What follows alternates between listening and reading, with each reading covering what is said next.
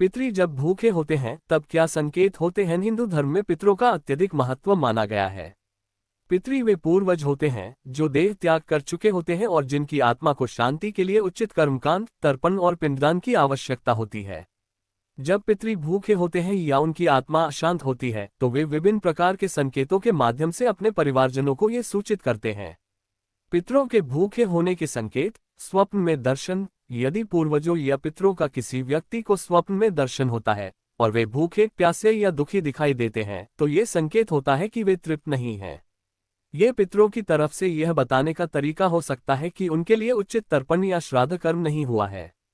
अचानक किसी बीमारी का आना: परिवार के किसी सदस्य को अचानक कोई बीमारी हो जाती है या बार बार स्वास्थ्य समस्याएं होती हैं तो ये भी पितरी दोष का संकेत हो सकता है, खासकर अगर यह समस्या पीढ़ी दर पीढ़ी चली आ रही हो। वृक्षों का सूखना या घर में अशांति: यदि घर के आसपास के वृक्ष या पौधे सूख जाते हैं या घर में बिना कारण कलह और अशांति बनी रहती है तो ये संकेत होता है कि पितरी नाराज हैं और उनकी शांति के लिए कुछ विशेष अनुष्ठान करने की आवश्यकता है। अविवाहित बच्चों का विवाह में बाधा: यदि घर के युवक युवतियों के विवाह में बार बार रुकावटें आती हैं तो इसे भी पितरी दोष का एक प्रमुख संकेत माना जाता है। ये संभव है कि पितरों की तृप्ति के अभाव में परिवार पर यह प्रभाव हो। धन संपत्ति में हानि: पितरी दोष के कारण व्यक्ति के जीवन में बार बार आर्थिक हानि हो सकती है। व्यापार में घाटा, नौकरी में समस्याएं और बिना कारण धन की बर्बादी यह संकेत करते हैं कि पितरी भूखे हैं और उन्हें तर्पण या श्राद्ध की आवश्यकता है। पक्षियों और पशुओं का विचित्र व्यवहार: घर के आसपास पक्षियों और पशुओं का असामान्य व्यवहार जैसे कि कौवों का अचानक से आकर घर के आसपास मंडराना या अनहोनी घटनाएं होना पितरों की भूख और अशांति का संकेत हो सकता है। कौवा विशेष रूप से पितरों का प्रतीक माना जाता है। पितरी दोष परिचय: पितरी दोष भारतीय ज्योतिष में एक गंभीर दोष माना जाता है जो तब उत्पन्न होता है जब हमारे पितरी या पूर्वज अशांत होते हैं या उनकी आत्मा तृप्त नहीं होती है। पितरी दोष का प्रभाव व्यक्ति के जीवन पर गहरा पड़ता है और इसका समाधान न करना गंभीर समस्याओं का कारण बन सकता है। पितरी दोष के कारण श्राद्ध कर्म में कमी: यदि परिवार के लोग अपने पितरों के लिए उचित समय पर श्राद्ध, तर्पण या पिंडदान नहीं करते हैं तो इससे पितरी दोष उत्पन्न हो सकता है। पितरों को शांति तभी मिलती है जब उनकी आत्मा की तृप्ति हो। वर्तमान जन्म में बुरे कर्म: कई बार पितरी दोष उन लोगों को भी होता है जिनके कर्म इस जन्म में ठीक नहीं होते। परिवार के सदस्य के बुरे कर्मों से पितरी नाराज हो सकते हैं जिससे उनका आशीर्वाद नहीं मिलता और दोष उत्पन्न होता है।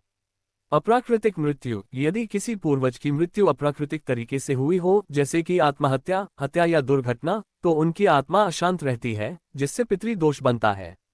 संतानहीनता या गर्भपात: यदि परिवार में किसी व्यक्ति की संतान नहीं हो रही है या गर्भपात की समस्या बार बार हो रही है तो इसे भी पितरी दोष का संकेत माना जाता है। पितरी दोष के लक्षण: विवाह में देरी या अवरोध: अगर घर के युवक युवतियों के विवाह में बार बार बाधाएं आती हैं तो ये पितरी दोष का एक प्रमुख लक्षण हो सकता है। संतानहीनता: पितरी दोष के कारण व्यक्ति को संतान सुख से वंचित रहना पड़ता है। स्वास्थ्य समस्याएं: पितरी दोष के कारण परिवार के सदस्यों को लगातार स्वास्थ्य समस्याएं हो सकती हैं। विशेष रूप से ये तब होता है जब परिवार में तर्पण या श्राद्ध ठीक प्रकार से नहीं होता। आर्थिक परेशानियां: बार बार धन की हानि होना, व्यापार में घाटा आना या नौकरी में समस्याओं का सामना करना भी पितरी दोष का लक्षण होता है। अशांति और कलह: पितरी दोष से परिवार में शांति भंग हो जाती है और घर में निरंतर कलह, विवाद और अशांति का माहौल रहता है। पितरी दोष का निवारण: श्राद्ध और तर्पण कर्म। सबसे प्रमुख निवारण श्राद्ध और तर्पण कर्म है। हर साल पितृ पक्ष में पितरों को तर्पण और पिंडदान करना चाहिए ताकि उनकी आत्मा को शांति मिल सके। कौओं को भोजन देना: पितरों की आत्मा को तृप्त करने के लिए कौओं को भोजन कराना बहुत शुभ माना गया है। कौआ पितरों का प्रतीक होता है और उसे भोजन कराने से पितरों की आत्मा संतुष्ट होती है। पीपल के वृक्ष की पूजा: पीपल के वृक्ष को पवित्र माना जाता है और उसकी पूजा से पितरी दोष कम हो सकता है। पीपल के वृक्ष पर जल चढ़ाने से पितरों को शांति मिलती है।